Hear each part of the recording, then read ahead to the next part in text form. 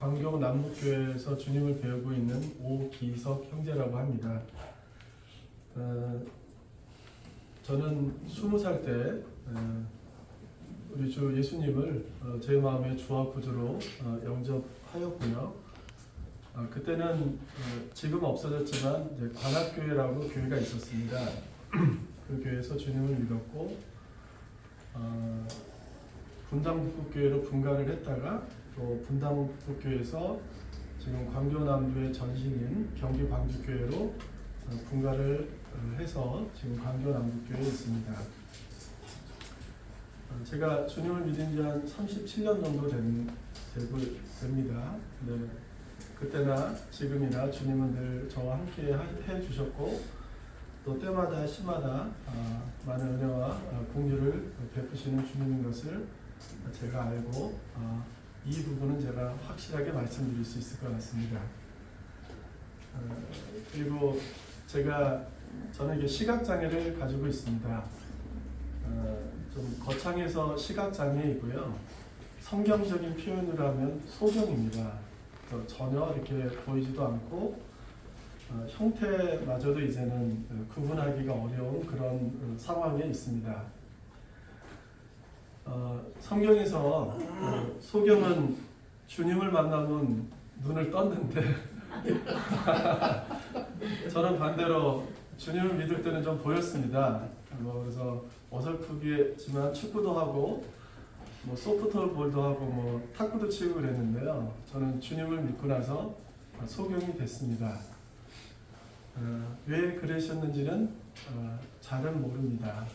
그러나 분명한 것, 제가 눈이 나빠지고 고칠 수 없는 병이라는 사실을 이제 확인하게 됐을 때 한동안 매우 이렇게 침울했습니다. 어떻게 살아가야 될까? 또 무엇을 하면서 살아갈 수 있을까? 참 많이 고민했습니다. 그럼 좀 울기도 많이 울었습니다. 근데 그때 주님이 제게 주셨던 말씀이 왜 실로암 물가에서 눈등을 받은 소경 얘기가 주님께 말씀을 묵상하다가 그런 말씀을 주님이 제게 주셨습니다. 제자들이 물어봅니다. 주님, 저 사람이 소경된 것이 저 사람 죄입니까? 그 아비의 죄입니까? 라고 제자들이 물어봤을 때 예수님의 대답이 저에게도 동일하게 말씀하셨습니다. 그 사람의 죄도 그 아버지의 죄도 아니고 단지 저를 통해서 하나님의 영광을 나타내기 위함이라고 말씀하시더라고요. 그게 제 삶의 힘이 되었습니다. 제가 눈이 나빠지게 된 것이 제 부모의 죄도 아니고 저의 죄도 아니라고 주님이 말씀하셨습니다. 단지 저를 통해서 하나님의 영광을 드러내게 하기 위함이라는 말씀을 하셨습니다. 그 말씀 때문에 많이 울었습니다. 그리고 실컷 울고 나서 눈물 딱 닦고 이렇게 주님 앞에 다짐을 했습니다. 주님, 저 이제 2번 다시 눈 때문에 울지 않겠습니다. 제가 눈 때문에 서러워서 억울해서 원통해서 이것 때문에 울지 않겠습니다. 제가 이렇게 주님이 저를 사랑하셨고 이것을 통해서 주님이 영광을 드러내신다고 하셨기 때문에 저 눈 때문에 울지 않겠습니다 라고 제가 결심을 한 그 기도가 생각이 납니다. 감사하게도 지금까지 그 눈 때문에 울진 않았습니다. 물론 부딪혀가지고 아파서 그렇게 울긴 했습니다만 제 자신이 한스러워서 제 처지가 빈약해서 물어보지는 않았습니다. 감사드립니다. 이런 간증을 그때 당시에 이제 청년 형제자매들하고 교제를 했더니 저는 이렇게 좀 농담하고 이런 걸 좀 많이 좋아했습니다. 지금도 마찬가지입니다. 막 웃으면서 형제님은 그게 문제라고 그러더라고요. 그래서 왜 그래요? 그랬더니 아직까지 형제님의 죄를 모르죠? 그러더라고요. 그래서 이제 그것 때문에 한 번 좀 묻기도 했는데 아무튼 주님이 저를 통해서 적게나마 아버지의 영광을 드러내시겠다. 말씀하셔서 얼마나 주님의 영광을 드러냈는지는 정확히 모르겠습니다. 하지만 제가 불편한 몸을 가지고 이런 신체 조건을 가지고도 주님을 섬길 수 있고 또 교회 나와서 찬양할 수 있고 기도할 수 있고 성경을 하나님의 말씀을 교제할 수 있는 것이 저한테는 영광입니다. 이것이 참 감사가 되고 주님 앞에 경외하게 되는 그런 마음을 갖게 됩니다. 제 소개는 이 정도로 하고요. 오늘 함께 나누고 싶은 말씀은 베드로전서 4장 7절로 11절 말씀입니다. 신약성경은 381페이지고요. 하나님의 말씀 베드로전서 4장 7절로 11절입니다. 이 말씀은 제가 10월 마지막 주에 저희 교회에서 짧은 시간에 교제를 한번 해왔습니다. 근데 너무 제한된 시간이 적어서 일부만 교제를 했고 오늘은 시간이 좀 충분하다 생각이 들어서 나머지 부분까지 한번 해보도록 하겠습니다. 다 같이 큰 소리로 읽었으면 합니다. 베드로전서 4장 7절로 11절입니다. 다 함께 있습니다. 시작. 만물의 마지막이 가까웠으니 그러므로 너희는 정신을 차리고 근신하여 기도하라. 무엇보다도 뜨겁게 서로 사랑할지니 사랑은 커다란 죄를 덮느니라. 서로 대적하기를 원망없이 하고 각각 은사를 가진 대로 하나님의 여러 가지 은혜를 갖는 선한 정직이 서로 봉사하라. 만일 누가 말하려면 하나님의 말씀을 하는 것 같이 하고 누가 봉사하려면 하나님이 공급하시는 힘으로 하는 것 같이 하라. 이는 범사에 예수 그리스도로 말미암아 하나님이 영광을 받으시게 하려 함이니 그에게 영광과 권능이 세세 부흥하고 있습니다. 아멘. 네, 감사합니다. 하나님은 만물이 마지막이 가까웠다라고 우리에게 분명히 말씀해주고 계십니다. 이제 이 말씀은 저희가 더 이상 증거해낼 필요도 없을 만큼 이 세상의 모든 징조와 또 현상들이 끝이라고 정확히 지목해주고 있습니다. 이스라엘의 전쟁 문제도 그렇고요. 각처에서 일어나는 기근, 또 전염병, 또 천재지변, 또 사회의 부도덕한 타락의 극악에 미치는 모든 상황들이 만물의 마지막이 가까웠다라고 너무나 정확히 지목하고 있습니다. 더 중요한 것은 저희도 만물의 마지막이라고 인식하고 있습니다. 누가 봐도 지금 만물의 마지막이라는 것을 부인할 수 없습니다. 그러면 만물의 마지막이 가까웠을 때 하나님은 우리가 어떠한 삶으로 하나님 앞에서 살기를 원하는지에 대해서 오늘 본문 말씀은 아주 정확하게 또 자세하게 분명하게 말씀해주고 계십니다. 만물의 마지막이 가까웠기 때문에 그러므로 너희는 우리에게 하시는 말씀입니다. 정신을 차리고 근신하여 기도하라입니다. 만물의 마지막이 가까웠기 때문에 기도하라 말씀하십니다. 8절에는 사랑하라고 말씀하고 계십니다. 9절에 10절에 서로 대접하기를 원망 없이 하고 각양 은사를 받은 대로 건너뛰어서 서로 봉사하라고 말씀하십니다. 대접하고 은사를 받은 대로 봉사하라는 것을 혹시 한 단어로 줄이면 어떤 단어로 줄일 수 있겠습니까? 대접하고 은사를 따라 봉사하는 것, 그걸 한 단어로 얘기하면 아마 섬김이란 단어로 정리할 수 있을 것 같습니다. 그러면 이렇게 간단하게 이 말씀을 핵심적으로 요약을 할 수 있을 것 같습니다. 만물의 마지막이 가까웠기 때문에 그러므로 너희는 기도하고 사랑하고 섬겨라, 이렇게 되겠습니다. 중요하다고 생각이 들어서 한 번 더 강조하겠습니다. 만물의 마지막이 가까웠으니까 그러므로 너희는 기도하고 사랑하고 섬겨라입니다. 그러면 얼만큼 어떠한 태도로 기도해야 되고 또 얼만큼 사랑해야 되고 또 어떻게 섬겨야 되는지에 대해서 말씀을 자세히 한번 살펴보도록 하겠습니다. 정신을 차리고 근신하여 기도하라고 하십니다. 기도를 하는데 정신을 차리고 기도하라고 말씀하십니다. 여기서 말하는 정신을 차리고는 복음서에 나오는 거라사인 광인 얘기를 아실 겁니다. 그는 사는 곳이 무덤이었고 또 밤낮 소리를 지르면서 지냈던 사람입니다. 돌로 자기 몸을 학대했습니다. 옷을 입지 않았습니다.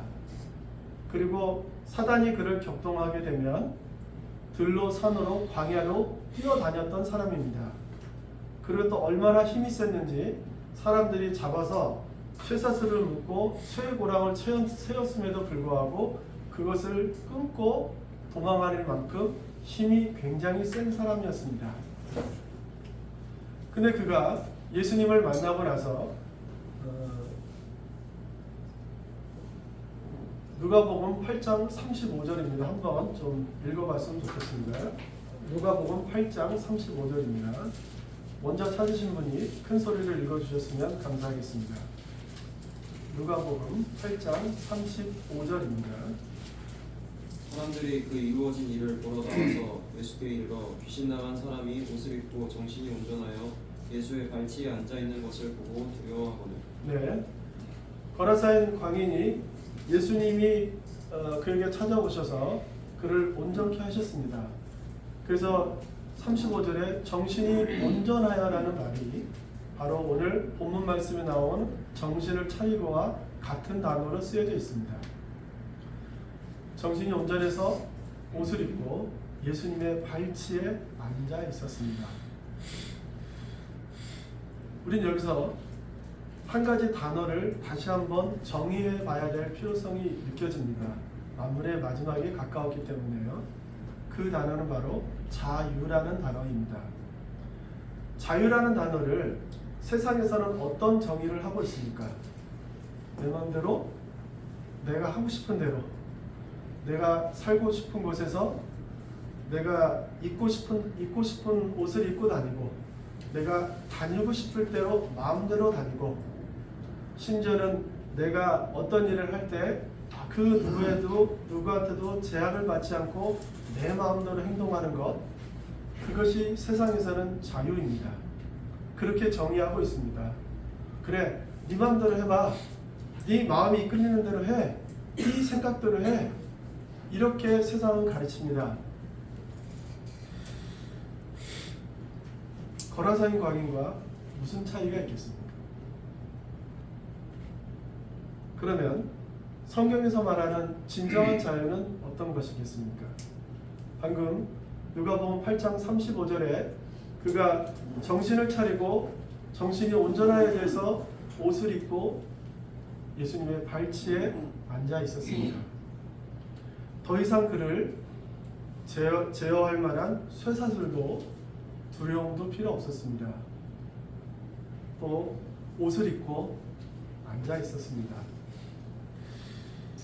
주님의 말씀이, 주님의 임재가 그를 통제합니다. 그를 제어합니다. 그를 이끌어갑니다. 그리스도인들에게서 진정한 자유, 제가 보기에는 예수님의 발치에 예수님의 통제를 받는 삶입니다. 동의하시죠? 예수님이 말씀하신 대로 생활을 합니다. 예수님이 하라고 하신 것을 하고 예수님이 하지 말라는 것을 하지 않습니다. 더 이상 사람의 통제, 사람의 억압이 아니라 하나님의 말씀, 주님의 말씀이 그를 인도하고 그를 주장해 갑니다. 거라사인 광인에게 있어서 이 두 가지 삶을 선택하라고 하면 광인이 어떤 것을 선택했을까요? 전에 무덤 사이에서 옷 벗고 다니면서 창피한지도 모르고 마음대로 들로 산으로 뛰어다니고 사람들이 자기를 쇠사슬로 묶었는데 쇠사슬을 끊고 다니고 그 삶을 선택하겠습니까? 그럴 리는 없을 겁니다. 예수님 발치에서 그분의 음성을 듣고 그분의 인도하심과 그분의 지시하심을 따라 사는 삶, 그것이 성도에게 있어서, 아니 그 광인에게 있어서 진정한 자유라고 생각합니다. 여기 계신 분들에게도 그것을 선택하라고 하면 어떤 걸 선택하시겠습니까? 당연히 예수님의 발치에 앉아있는 것을 선택하시리라고 믿게 됩니다. 저는 그것을 선택하고 지금까지 신앙생활을 해오고 있습니다. 정신을 차리고 근신하여 기도하라고 하라고 말씀하십니다. 이 근신이라는 단어는 헬라어로 넵사테라는 단어입니다. 넵사테요. 이 말은 이제 네포에서 유래된 말인데요. 이 넵사토라는 말이 무슨 말이냐면 원래 의미는 술 취하지 말라라는 뜻입니다. 원래 원어의 의미가요. 근데 신약 성경에는 이 말이 자제하라는 뜻으로 많이 사용하고 있습니다. 그러니까 술 취하지 않고 자제하게 되면 어떻게 됩니까? 영혼이 맑아집니다. 정신이 깨끗해집니다. 이것을 얘기할 때 바로 렙사테라는 말을 씁니다. 그럼 정리해보면 이렇게 됩니다. 만물의 마지막이 가까웠으니 그러므로 너희는 예수님의 임재 앞에서 정신을 온전하여져서 정신을 맑게 기도하라고 말씀하시는 겁니다. 만물의 마지막이 가까웠을 때 그러면 어떻게 무엇을 위해서 기도해야 될까요?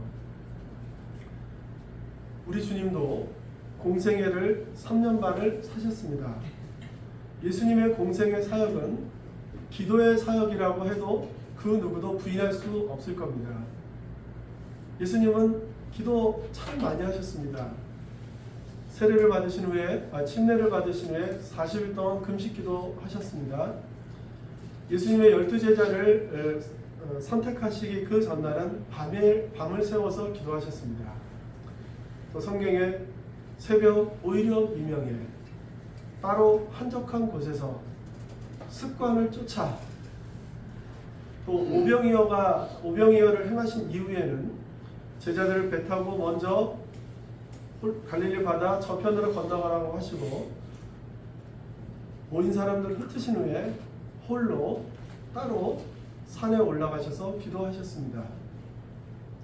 그러면 그래서 의문이 하나 드는 내용이 있으실 겁니다. 그럼 예수님이 그때까지의 기도는 어떻게 기도하셨습니까? 아니 하나 더요. 무엇을 위해서 혹시 기도하셨는지 성경에 기록이 되어 있습니까? 이것이 늘 저한테는 의문이었습니다.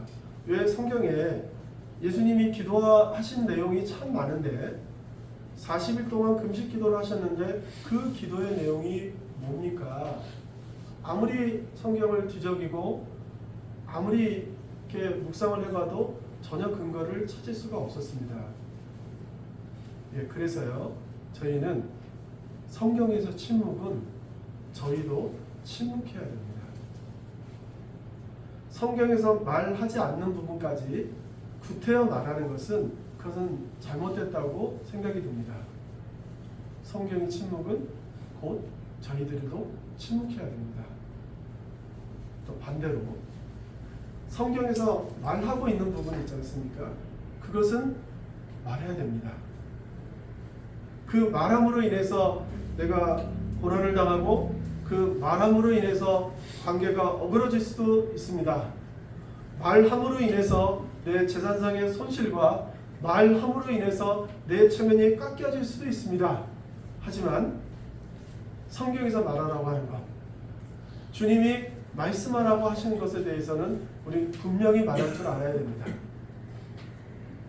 이게 그리스도인이 주님이 임재하시고 통제받는 삶의 아주 전형적인 모습이라 생각이 듭니다.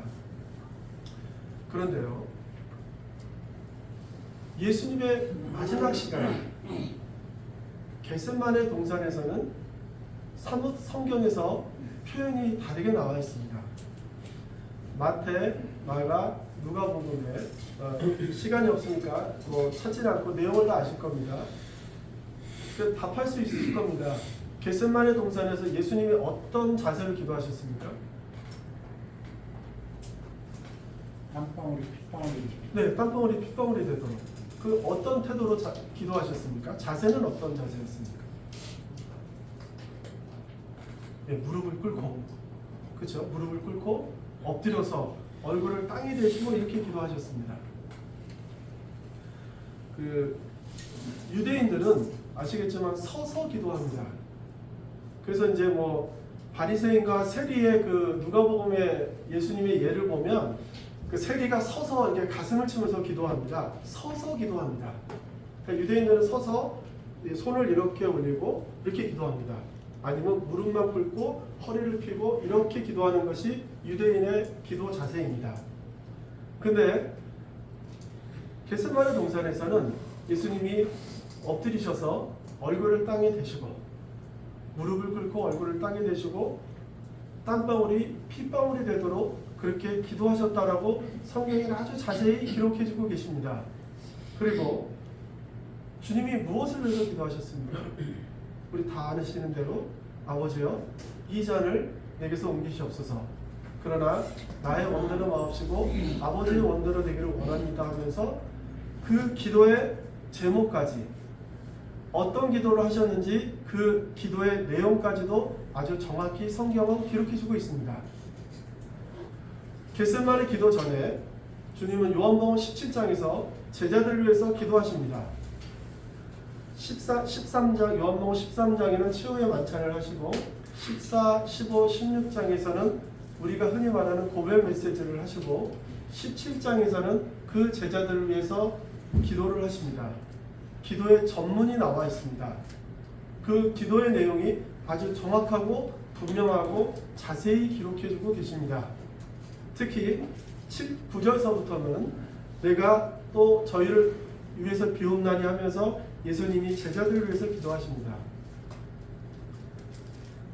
예수님이 이렇게 기도를 하시고 겟세마네 동산에 가셔서 잡히시고 고난당하셔서 십자가에 돌아가시고 승천하실 것을 아셨습니다. 제자들이 이 땅에 남아 있어서 얼마나 큰 고난과 또 환난과 핍박과 심지어는 죽음까지도 당할 것을 주님이 다 아셨습니다. 사자밥이 되고 십자가에 못 박혀 죽고 또 십자가에 거꾸로 매달리고 바돌로메 같은 경우는 전승에 의하면 십자가가 이렇게 더하기 모양의 십자가도 있지만 X자 모양의 십자가도 있습니다. 그래서 팔다리가 이렇게 사지를 묶여서 가운데를 톱에 잘려서 죽었다고도 합니다. 못 베어 죽인 사람은 허다했고요. 불에 태워서 심지가 되어서 주님을 부인하지 않고 죽었던 많은 성도들이 있습니다. 그 성도들을 위해서 주님이 기도하십니다. 주님 그들을 환난에서 구원해 주세요. 그들을 환난을 지나가게 해주세요. 기도한 것이 아니라 그 환난을 다 아시면서 예수님이 제자들을 위해서 기도하셨습니다.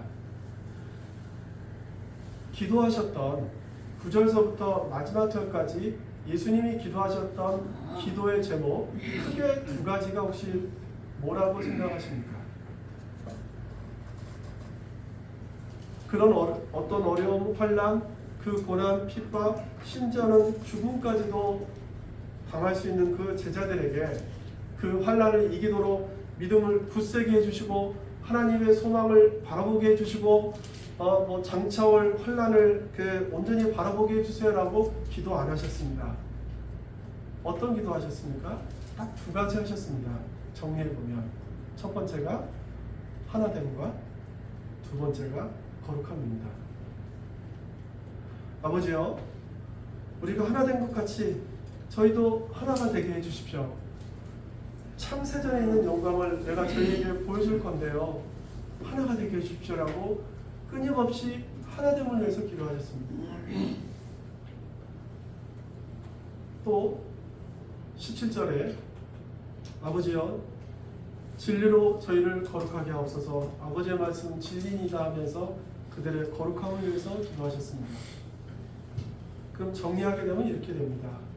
만물의 마지막에 가까웠기 때문에 기도해야 됩니다.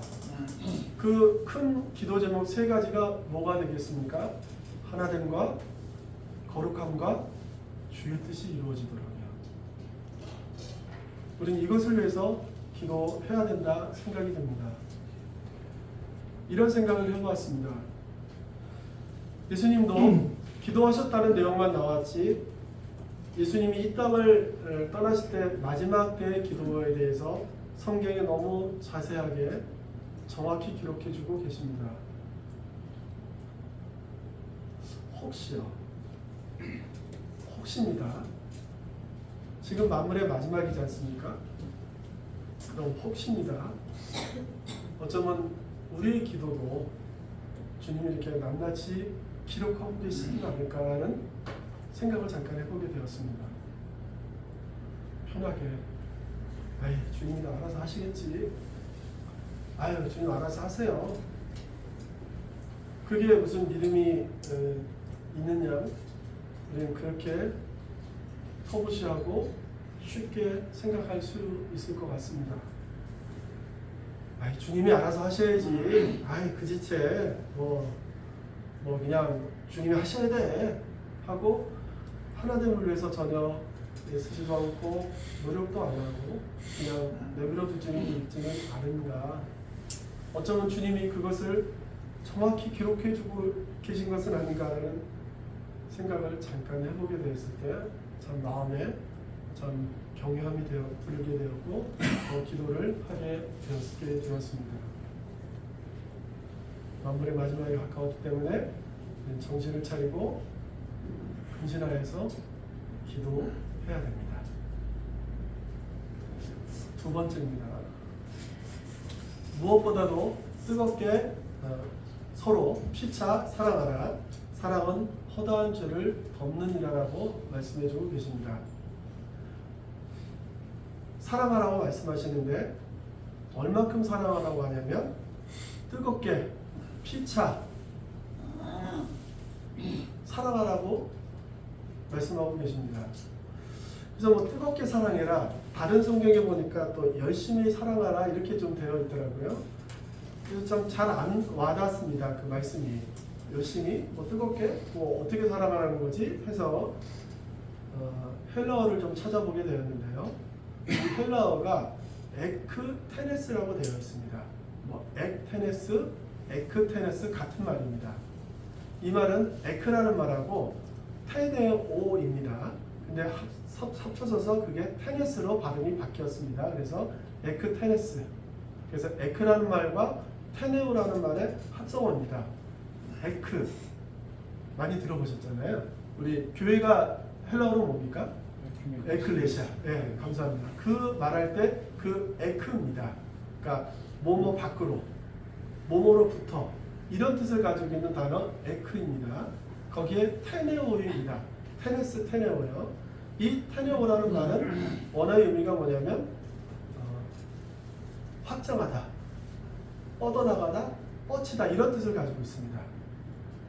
근데 이 말은 그냥 단순히 뻗어나가는 것을 얘기하는 것이 아니라 왜 그 로마의 시대에 관련된 영화 보면 거기서 막 운동선수들이 막 몸 근육 아주 그냥 빵빵하고 그냥 꽉꽉 그 차 있는 그런 사람들이 나와서 이렇게 영화에 나오지 않습니까? 그 근육질 몸매를 얘기할 때 바로 이 테네오라는 말을 씁니다. 그러니까 이 근육을 그 정도 만들려면 얼마나 열심히 운동을 해야 되겠어요. 그러니까 아마 열심이란 단어로 번역이 되었고 또 열심히 그 운동을 하니까 열도 나고 땀도 나고 그래서 뜨겁게라는 말로도 번역이 된 것 같습니다. 제 추측입니다. 근데 이 말은 일정한 것을 얘기할 때 쓰는 단어입니다. 그러니까 예를 들면 이렇게 되는 겁니다. 제가 어떤 사람을 100을 최대한으로 100을 다 해서 사랑을 했어요. 근데 사랑하는 사람이 한 사람 더 생깁니다.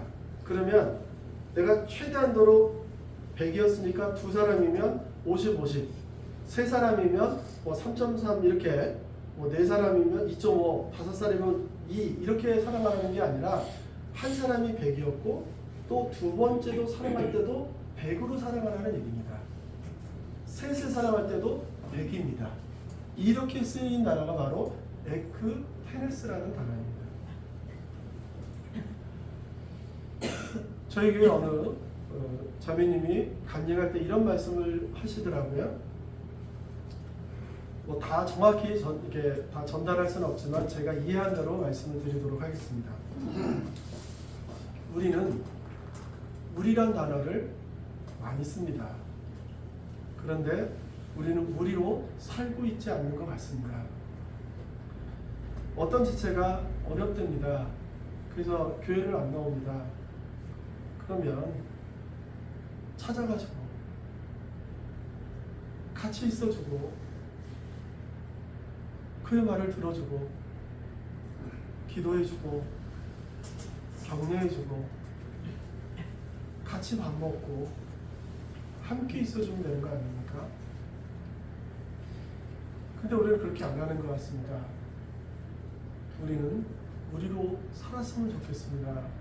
이렇게 말씀하시더라고요.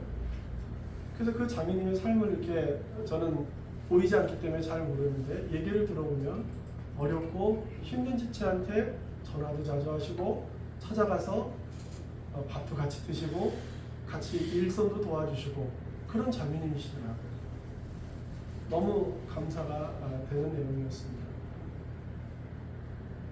뻗치고 확장하는 겁니다.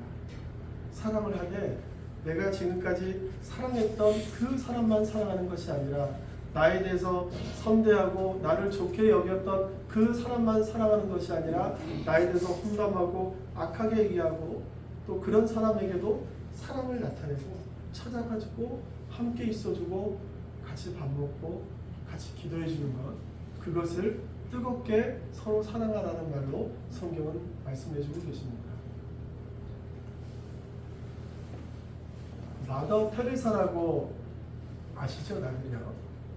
그분이 아프리카에서 가난하고 헐벗고 죽어가는 사람들을 위해서 이렇게 헌신적인 그 자애의 성녀라고 이렇게 이름이 붙여진 분이셨습니다.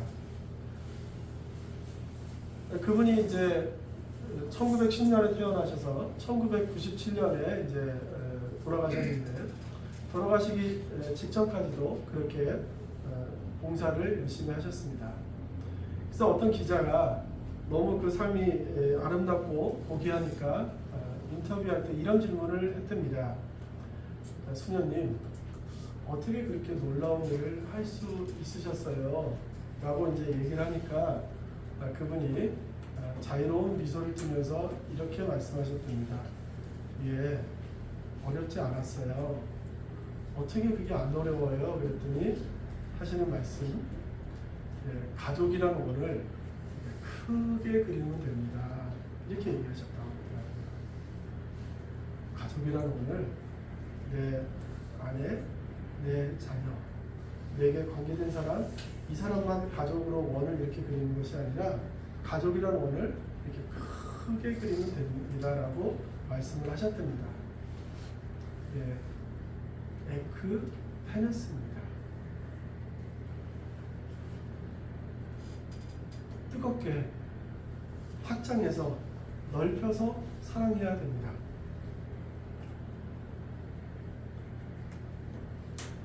그러면 그렇게 넓게 사랑해서 그 어떤 지체를 만나고 교제하게 되면 어떤 거를 이렇게 우리가 느끼게 됩니까? 그 지체 이런 모습인지 몰랐어. 너무 감사해.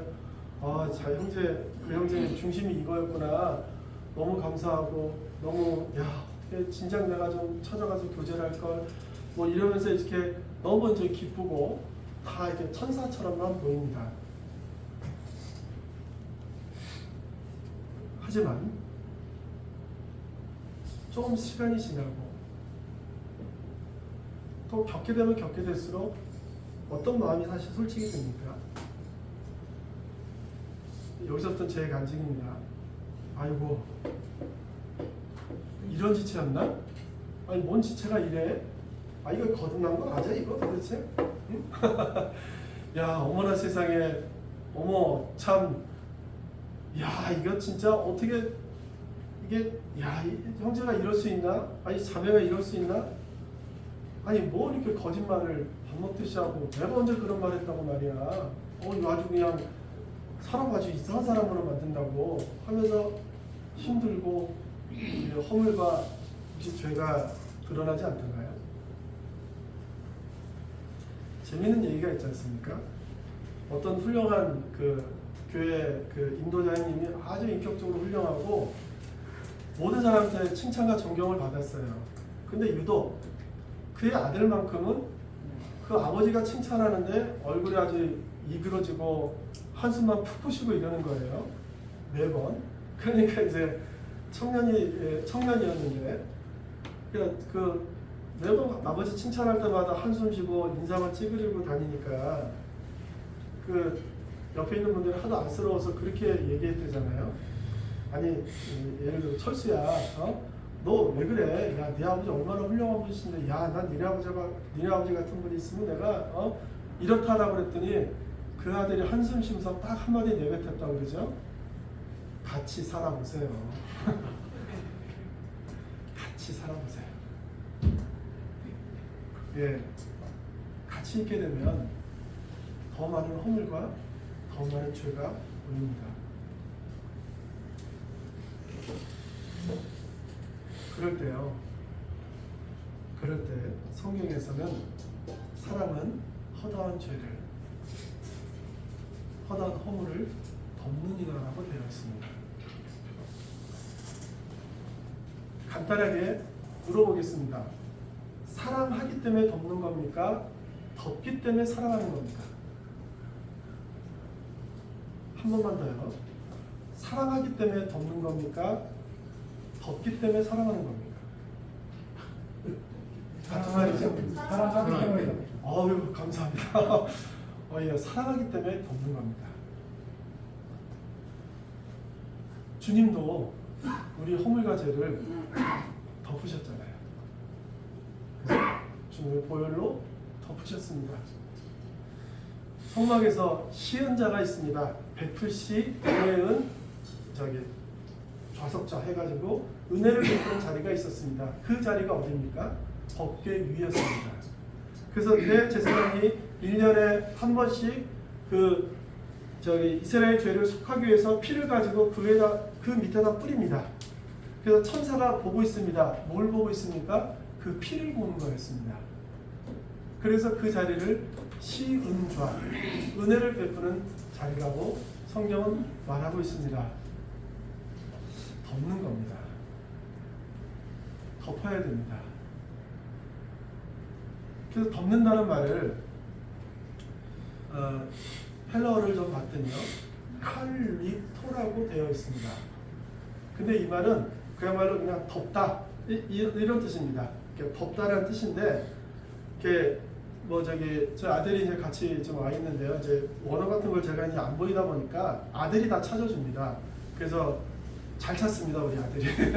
왜냐면 제가 이거 찾아줘야 돼, 아빠 말씀해야 되는데 이거 궁금하니까 찾아줘야 되고 이렇게 아들한테 부탁을 했는데, 그 칼리토라는 말이 어디서 유래가 되냐면요, 도둑질하다라는 말에서 유래가 됐더라고요.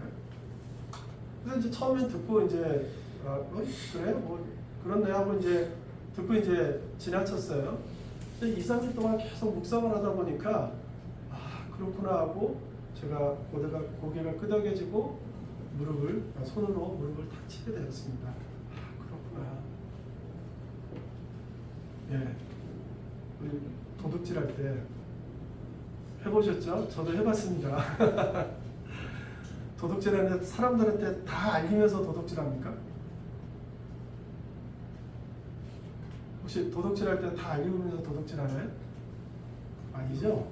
모르게,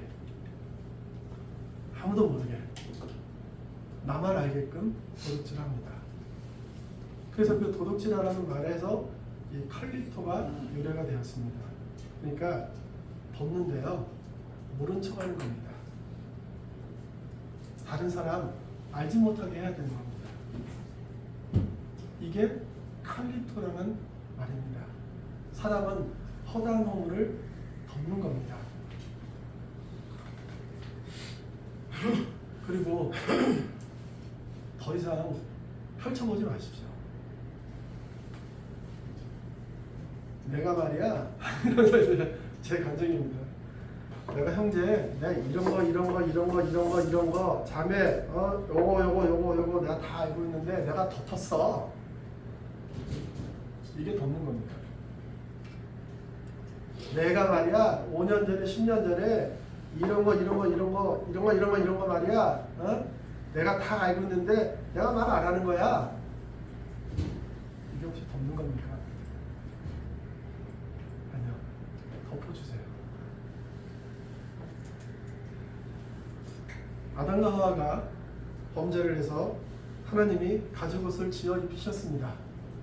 그래서 그들의 수치를 가리고 그들을 하나님 앞에 나올 수 있는 의로운 자로 만드셨습니다. 그 다음에 아담과 하와가 범죄를 전혀 안 했을까요?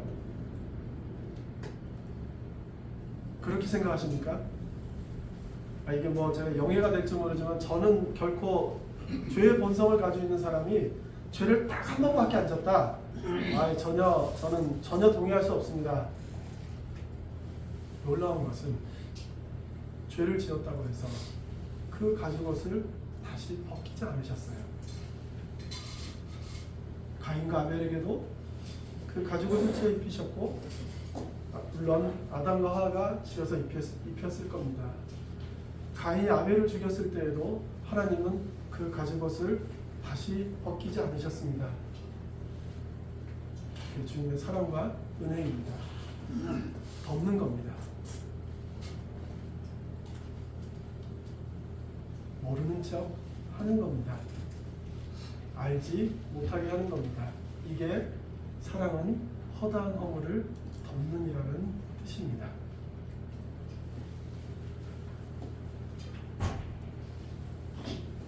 형제자매님들 덮어주세요. 밝히지 말고요. 낱낱이 까발려가지고 명명백백하게 덮어주시길 바랍니다. 세 번째로 섬김입니다.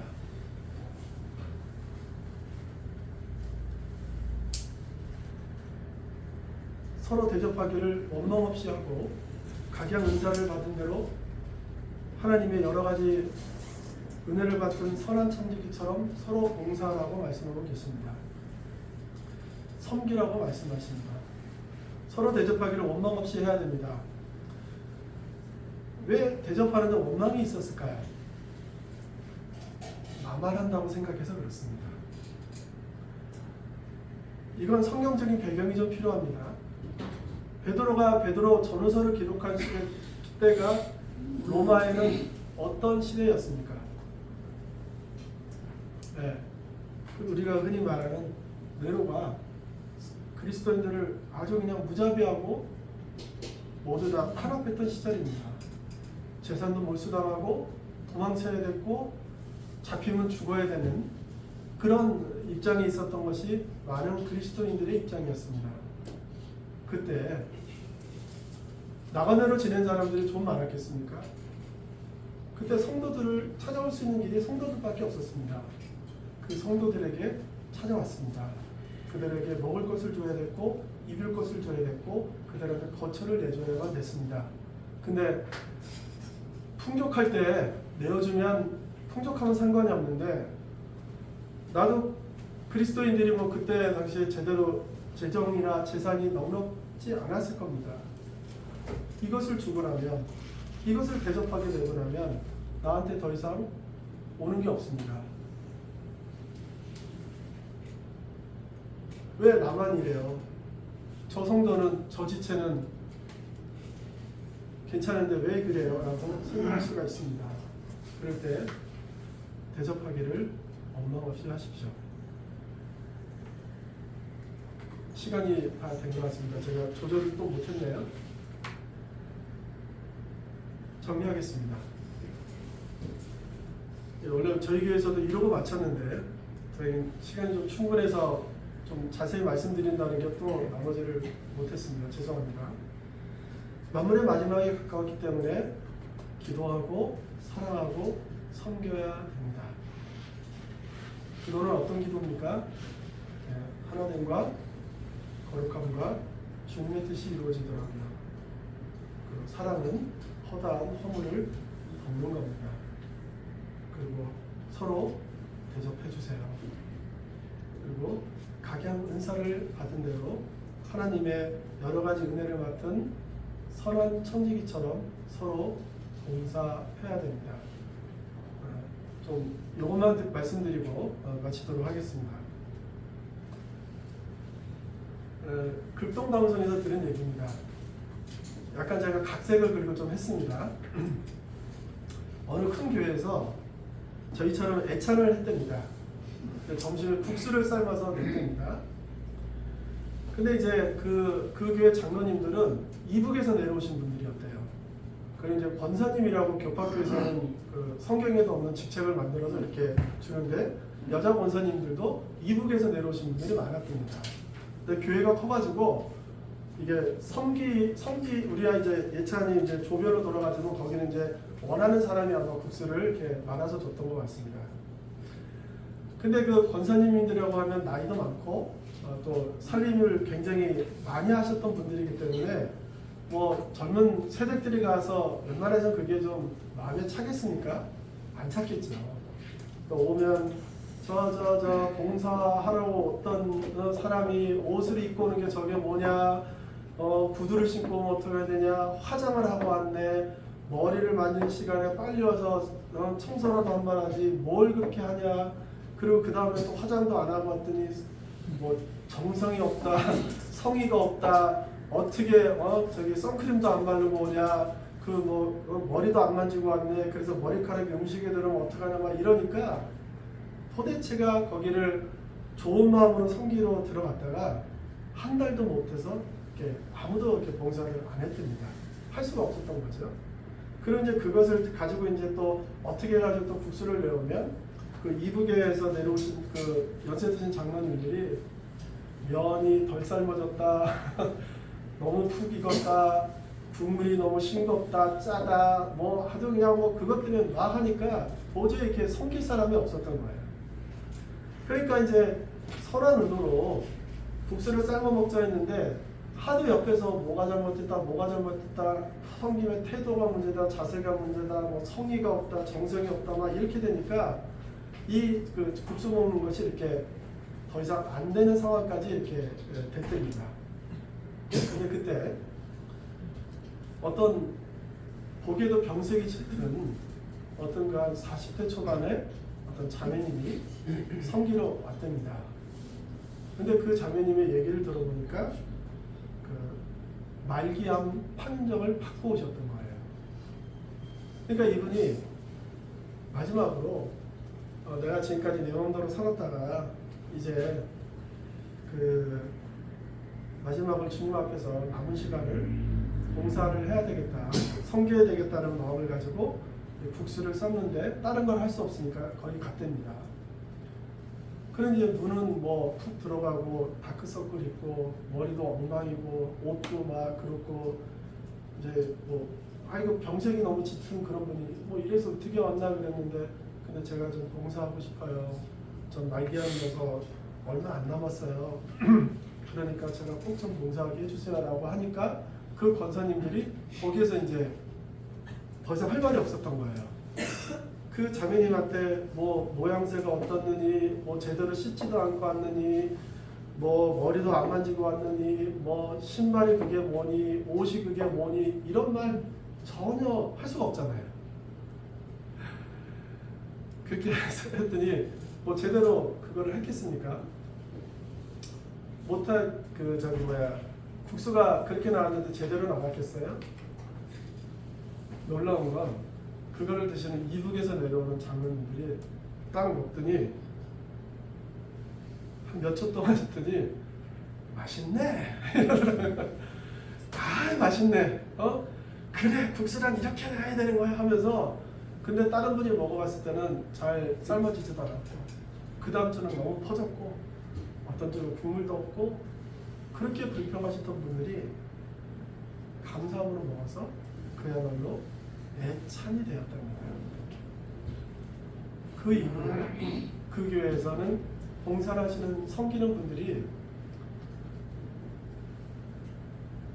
누구나 섬길 수 있었기 때문이다. 그리고 진짜 사랑의 식사가 되었답니다. 섬깁니다. 어떻게 섬겨야 될까요? 기준 너무 높이 안 삼으셨으면 좋겠습니다. 우리 애들 키울 때요. 애들이 뭘 한답니다. 쿠키 붓는 됩니다. 그게 맛있었겠습니까? 막 애들이 만드는 것보다 더 치우는 게 더 많습니다. 근데 부모가 어떻게 합니까? 어머 우리 철수야 너무 잘한다. 야 넌 어떻게 이런 생각을 했니? 야 그래 그 다음 뭐 하는 거야? 아 이렇게 해가지고 이렇게 해가지고 만드는 거야. 뭐 모양새도 엉망인데 야 무슨 뭐 피카소 작품 같다. 뭐 그런 얘기까지 들었어요. 제가 했다는 게 아닙니다. 그런데 피카소 작품 같아. 먹으니까 야 뭐 이런 꿀맛이. 네. 부모의 마음으로 섬김을 할 때 받아주십시오. 많이 부족할 겁니다.